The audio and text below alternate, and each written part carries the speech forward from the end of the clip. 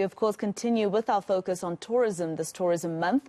KZN has many tourist attractions, but it hasn't been business as usual since the start of the problematic lockdown and pandemic. Now, hospitality, restaurants and travel businesses are preparing to kickstart the sector as lockdown restrictions start to ease. Reporter Lethiwe Mdluli is looking at how those involved in the sector, including B&Bs, airports and restaurants, are picking up the pieces. She joins us now from the King Shaka International Airport. So empty, Lethiwe, that airport, compared to how it would be during this time of the year, especially before the pandemic.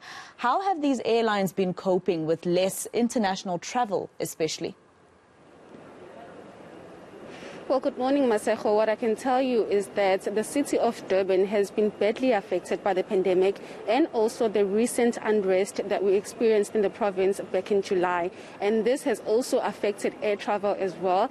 Yesterday, I was speaking to different businesses across the city, big businesses, on how they've been affected by this pandemic and how they've been, or if they have plans moving forward to basically rebuild and try to attract more tourists into the city and into their businesses. And they were telling me that the posture has been very difficult, but they do have some plans put in place to try and attract more tourists. And yesterday, the mayor of the city, Kaunda, did launch the My City, My Heritage campaign, which basically aims at attracting more businesses and also attracting more tourists into the city. And this, of course, is done as the lockdown levels are predicted to be going lower. But at the moment, I'm going to be talking to AXA about some of how aviation has been affected since the past year. I'm now joined by Azunini Mpapuli, who is the general manager for King Shaka Airport. Good morning, ma'am.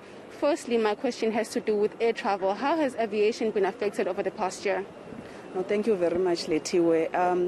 From the start of the pandemic, actually for 2020, we have seen that the aviation industry is actually being affected by 60% decrease, and this has been the largest globally since we started tracking passenger numbers since the 1950s. And if you look at it again from a recovery point of view, air connectivity globally, from a domestic point of view, it is coming to a recovery around a decline at 20%, but that is much better compared to the international air connectivity, which is actually coming up at a 71%. And what that basically just means is that when you start saying, when are we going to see the numbers that we have been seeing in 2019, from an African region point of view, we are actually only coming to be coming back around 2024, 2025. And that also has to do with our domestic market.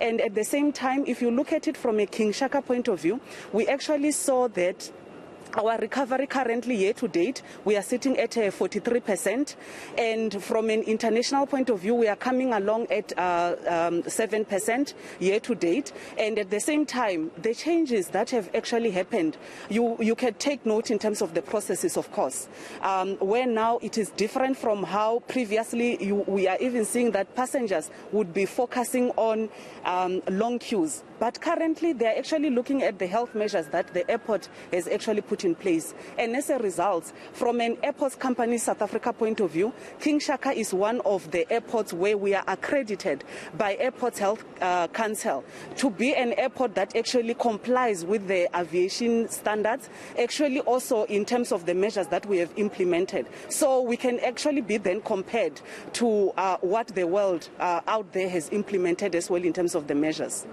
Now, Mr. Mpapuli, another thing is that a lot of airlines had to be grounded during this time. Obviously, that has affected the aviation industry. How have you been dealing with that? I confirm that it's actually not only them, as I indicated from an airline point of view, and because if you look at the value chain, all of us have been affected. From a King Shaka point of view, currently we are operating at a 50% of airlines that were actually operating pre-COVID. And that being said, it is from a domestic side, we've got 5 airlines that are currently operating, being Seme, being Fly Safair, being Kulula, being Kome, as well as Airlink. And from an international point of view, we have got Qatar as well as Emirates. But with all that being said, it's a collaborated effort, because from a King Shaka point of view, we saw that we dropped by 59%, if you are looking at it from the numbers that we were doing in 2019. But we are still hopeful, because our recovery is at 41% if you look at us overall, and the collaboration that we keep on doing with the industry players, not only from an aviation but also from the tourism industry players, because all of us are within the same value chain.